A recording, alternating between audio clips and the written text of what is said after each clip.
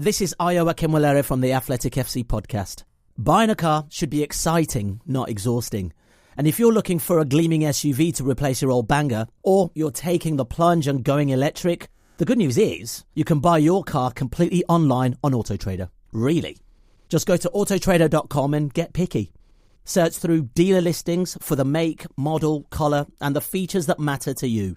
Then just drop in your info and you'll see all the cars that fit your budget. Really. Once you've found the car of your dreams, you can have it delivered to your driveway, or you can pick it up at the dealership. Really.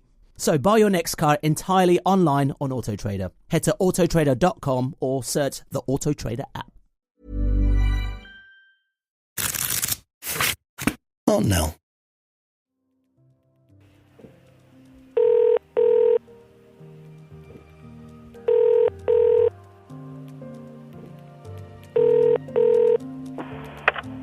This is a logbook entry from the 21st of December 1989, 6:45 a.m. I have just finished a call with a 19-year-old man who has been diagnosed HIV positive. His lover hit him and walked out. He is full of self-loathing and can see no point in living. He eventually went off to sleep, and I got him to promise to ring back in the next 2 or 3 days to let me know how he is. Please take any message and, of course, be nice to him. You're listening to The Logbooks, untold stories from Britain's LGBTQ+ history, in partnership with Faber Books. I'm Tash Walker. And I'm Adam Zmith. Since we finished making the Logbooks podcast in 2022, we've been writing a book published by Faber. It's called The Logbooks, and Adam's turned 40. You too. I don't look at those. The book goes deeper into Switchboard's archive and other archives, and includes more stories from the 70s, 80s, 90s and noughties. 4 decades. Listening to queer people's essential stories is always central to our work. So in this season of the podcast, we want to share some of the interviews we conducted as research for our book. Now you too can listen to all the amazing, powerfully queer storytellers we've listened to, in their own words, with their own voices.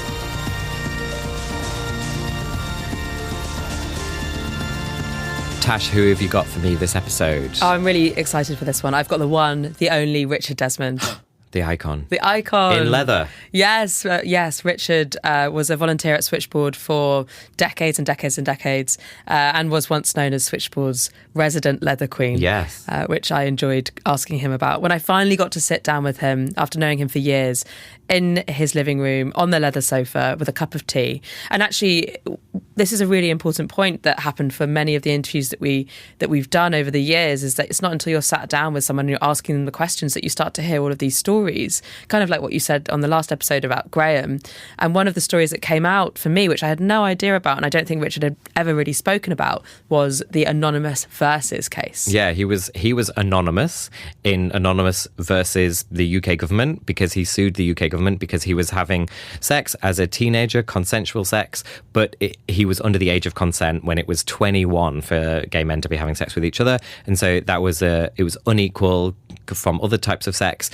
And he was a person who took the UK to court, literally to the European court, to say, no, this is an unequal law and it should be equalised. But because he was under 18, he was known as Anonymous to protect his identity on that case. But then it came out when he was talking to you. And so we had that in the Logbooks podcast. Yeah, totally. And also, just to mention, Richard he's a really important person in my life, and I've loved getting to know him more through the work that we've done on the Logbooks. And he's become a bit of a mentor to me. You know, Richard would give you advice, and I realised over time that you listen to the advice that he gives you, because it always comes true. So let's listen to Richard now.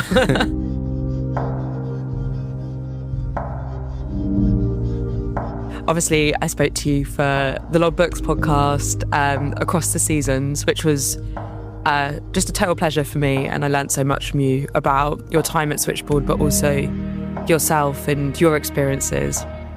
And I'm really grateful to you for that. So thank you, Richard. I wanted to ask you what it felt like to be part of the Logbooks, to be interviewed by me, and I guess trusting me with those stories. it's very esteemed company. You know, lots of people I know did it as well, and it's a record. We can talk about the generational gap, the generation that we missed for gay Londoners, gay men who died in the course of the epidemic. So there are stories that have been lost, and because of that, there's a huge protective need to preserve the stories we do have. Yeah, definitely. And how did it feel? Did you listen to the podcast? Oh, I listened to it all, but my memory's dreadful. Don't worry about memory. How did it feel to listen back to that and yourself as part of those stories? It's all nicely contextualised. The narrative is really clear, and you can see the motivation and the love that went into trying to build communities, of which Switchboard was a huge part. What Switchboard did and does is point people to where they can get support. That support goes on to them providing support for others, and that's how our communities knit together. That's how queer families, queer communities build each other, because we give each other space and time to be ourselves, and we listen to each other. And the one thing that Switchboard has done for getting on for 50 years now is listen.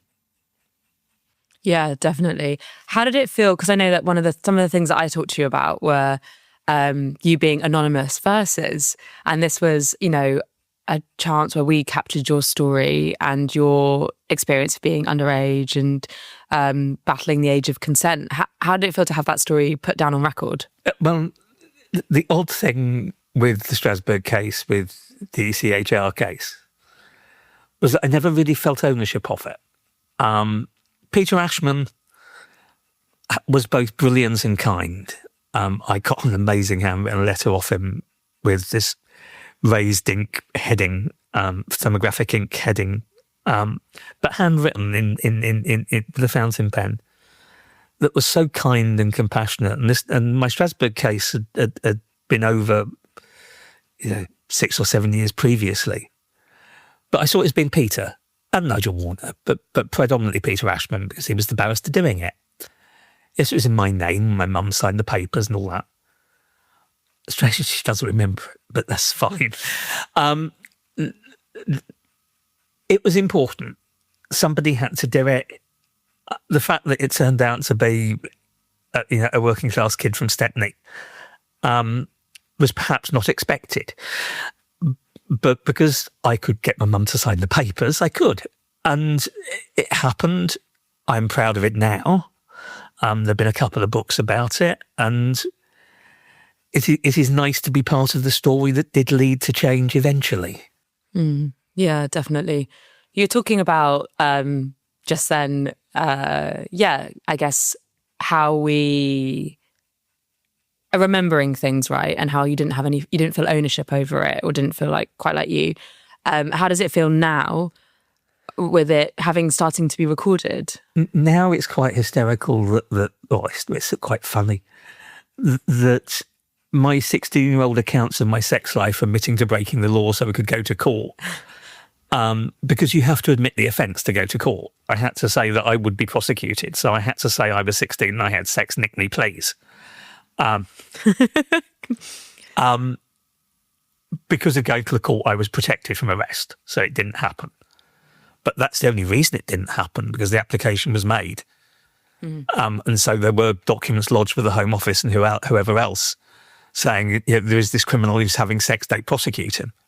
Just as well, really. But it was a sense of fairness we had to, and that fairness applies across all our communities. We were attacked with Section 28, we had all of that, and that's now happening to trans folk. There are really clear parallels.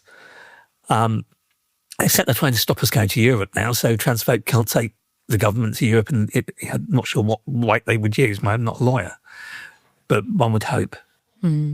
So going back and thinking about what you were just saying in your previous answer about queer folk and how we build communities through listening, what are your experiences? I mean, I feel like you've got so many, so this might be a hard one for you to answer.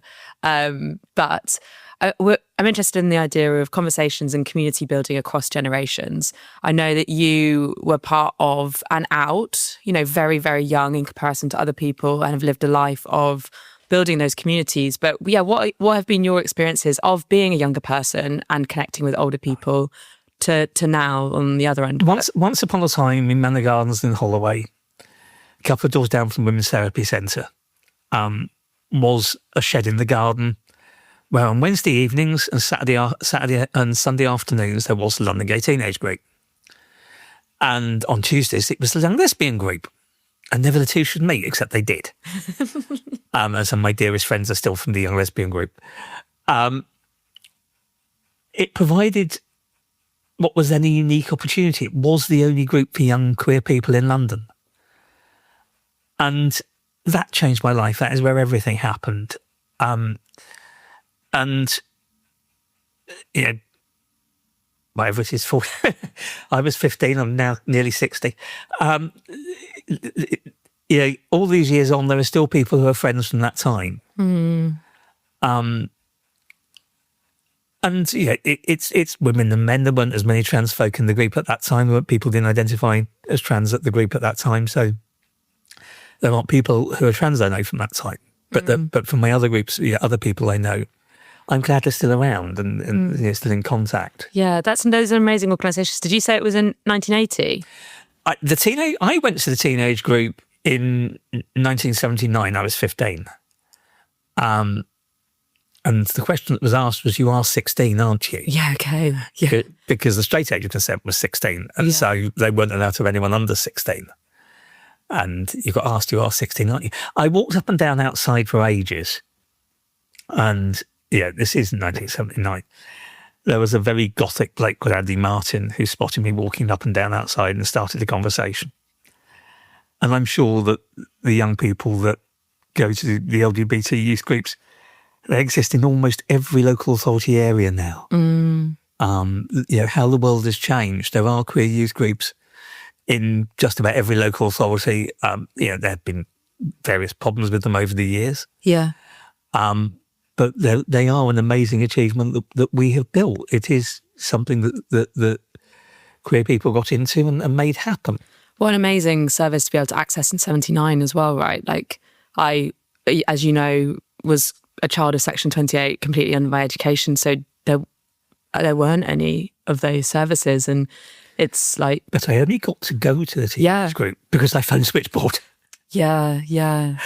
And everything was filtered through Switchboard. In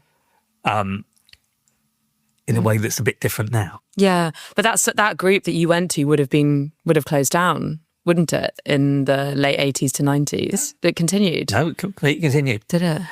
It was funded by the London Educational Authority. And how did they do that under Section 28? I honestly don't know, but it continued for a long time, and there were others in Camden.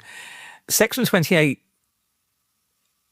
was always something that was going to be almost impossible to enforce. How do you promote homosexuality? Yeah. You talk about youth clubs that were aimed at preventing children being a danger to themselves or others. Which is, okay, I see. Yeah.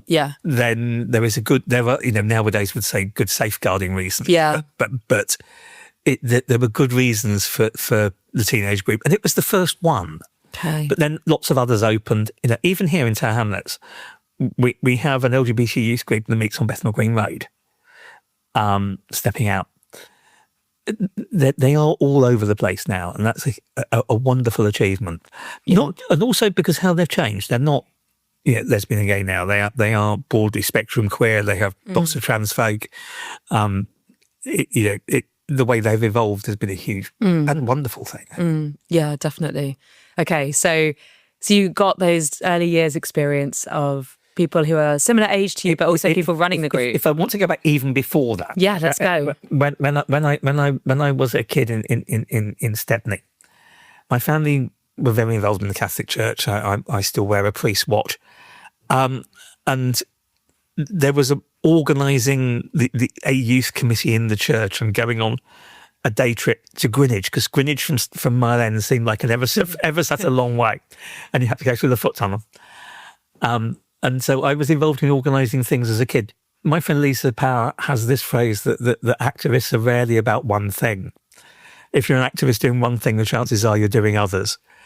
And Lisa is as usual white. That's a given. Lisa Power is always white. I've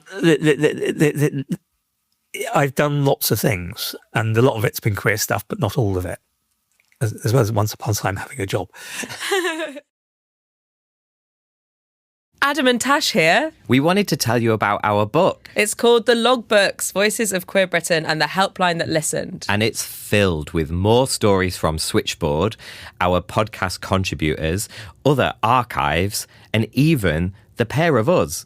The Logbooks is published by Faber Books, and you can order it now at linktree.com/thelogbooks. Tell me about your experiences then with conversations with other queer people and how that made you feel. It's how we understand each other and enjoy each other's company and build communities and all that stuff. I'm not saying that we're in a community where everyone is completely trustworthy and glorious and whatever. But what you can do in safe spaces is take the time to get to know people and work out the ones you do get on with. And there is no pressure to get on with anyone in particular. There are examples from every type of humanity of people who are disagreeable. But most of us are not. Mm. And if you spend time with folk, you realise that you can actually have fun and get along and do good stuff. Mm. Why do you think queer people have redefined these sort of structures? If you look in like cis-het communities, there is not exclusively, but there are less, to use the word again, intergenerational relationships, friendships. It's doing stuff together. It's community organisations. You realise that you get along with people, and people do listen, hopefully, to each other. And it's not just the older. It's not just the older people spouting at the younger ones.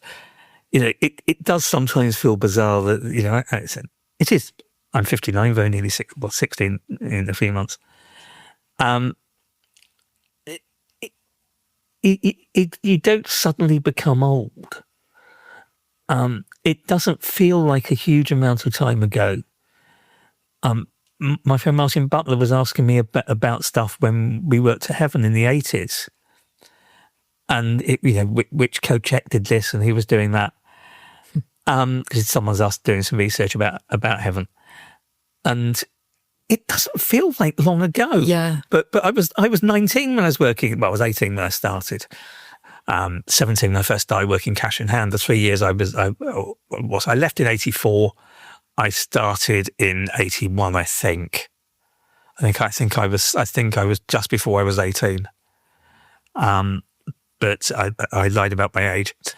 And a few years later, when my Bob died, and everyone knew that Bob and I were almost exactly the same age because our birthdays were 9 days apart. And I put the death notice in Cap Gay. And I got a phone call from Bob Stewart, who'd been the Heaven manager at the time, saying, "You lied about your age." Bob, there's a lot of other shit stuff going on. Lying about my age is the least fucking thing. But Bob Stewart was annoyed with me when he saw my Bob's death notice, because I had, some years earlier, lied about my age to get a job in Heaven, which was paid cash in hand anyway. I did eventually become staff and get paid properly, and I enjoyed working there.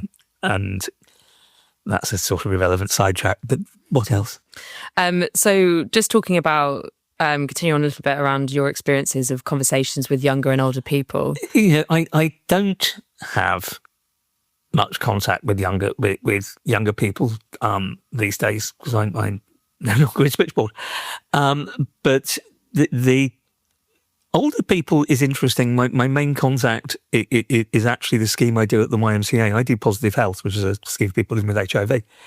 But they have the Active Older Adults program. So there are guys in their 70s and 80s who you have sort of polite conversations with in passing, which is quite nice. They're the older people I talk to. Other people you just, are my peers now. The sense that we lost a generation I can't get over. Although it's quite funny thinking that some of the people who were a few years older than me would now be in their 70s and 80s had they lived. Which raises how many of them would still be here anyway. But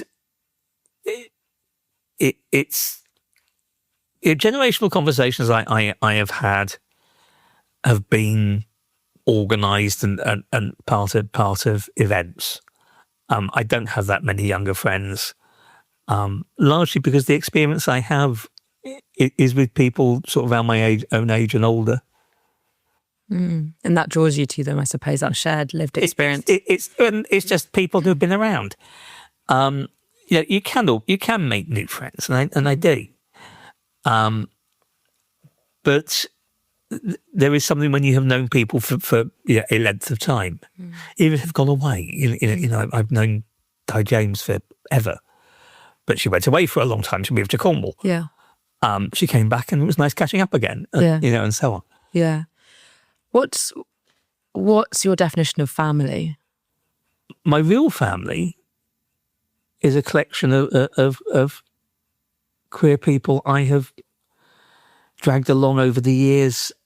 There've been some odd things. People who were close then fade away. At the moment, the person I see most of socially is Jodie the other side of the park, and she's 80. It's just who needs attention at the time. And that our queer families are big enough to sort of work around that.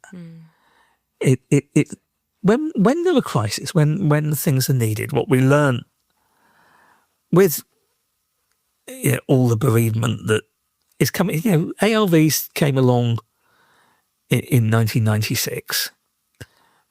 We're coming up to 30 years of having effective treatment. But we did learn in the days before that. We did come together because we had to. And perhaps we have forgotten some of those lessons because they're not necessary anymore, and so much has moved on. But there is an extent to which we did learn that we can support each other, and I think that's part of what's happening with the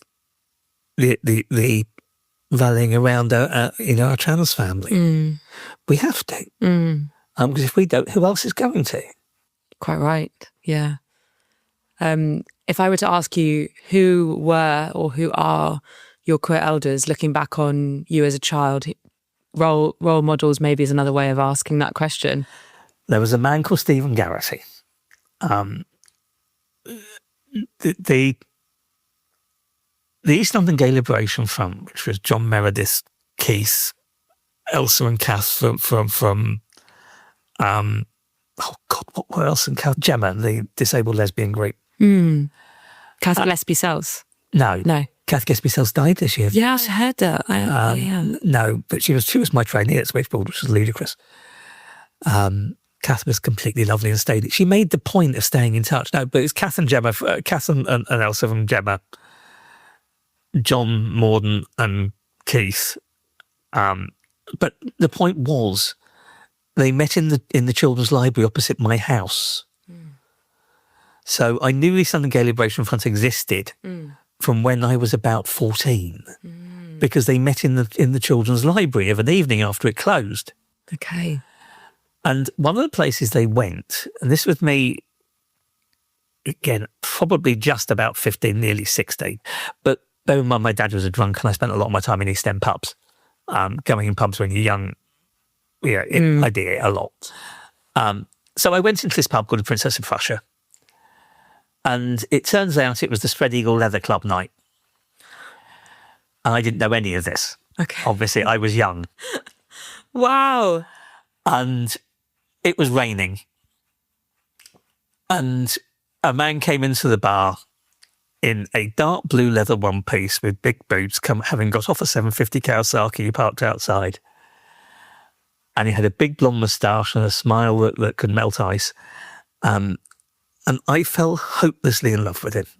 As it turns out, he had a relationship with my best friend for a long while, and Bob, my late partner, used to reckon I got arrogant and nasty when I'd been around Stephen. I don't think that was necessarily true.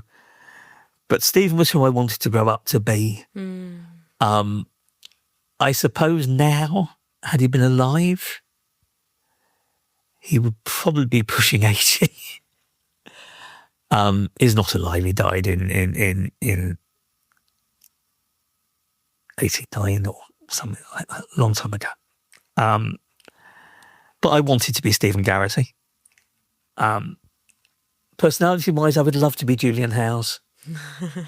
I love Julian and have for many years. But his confidence and charm, I am deeply envious of. And yes, perhaps one day when I grow up, I might have a fraction of it. People who have been around, all this time. I have known Lisa since I was 15, and she has an annoying habit of always being right. It's just unfortunate. If Lisa says something and chances are it's probably completely true and will happen. Did you ever want children or have it? It was just never something that occurred to me as being possible. Yeah. If Bob and I were getting together as 17-year-olds now, then children would clearly be part of the equation because it's something lots of queer people do. I know so many people who've got children. It was just never part of the equation. I think it's probably unlikely that I would, because my financial circumstances have been so erratic. And one of the things with queer people having children is that they are always planned and often cost quite a lot of money. Yeah.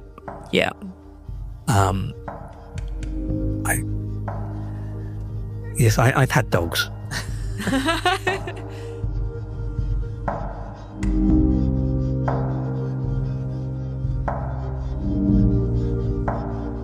Oh, it was great listening to Richard there, just sharing all those stories again. And like you said earlier, I think Richard's someone that you could sit and listen to for a really long time.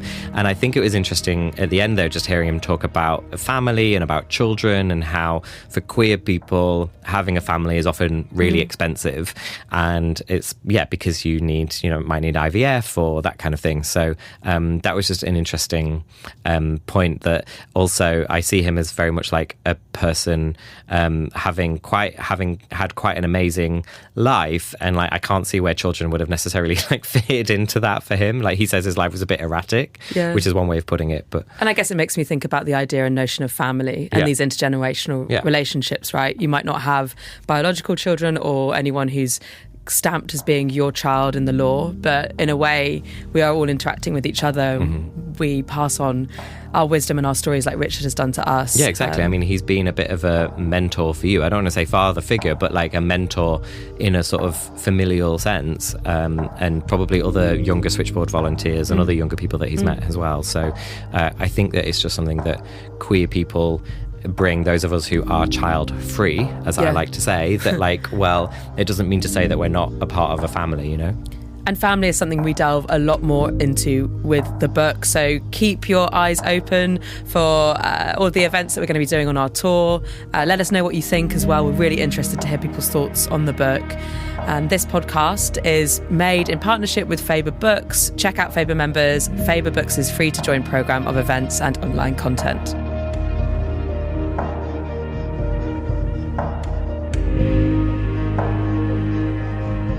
The Logbooks is an Aunt Nell production in partnership with Faber Books. It is hosted and produced by Tash Walker and Adam Zmith. The voice of the Logbooks is Serena James. The assistant producer is Marnie Woodmeade. Engineered by David Pye. Music by Tom Foskett-Barnes. Original artwork by Natalie Doto.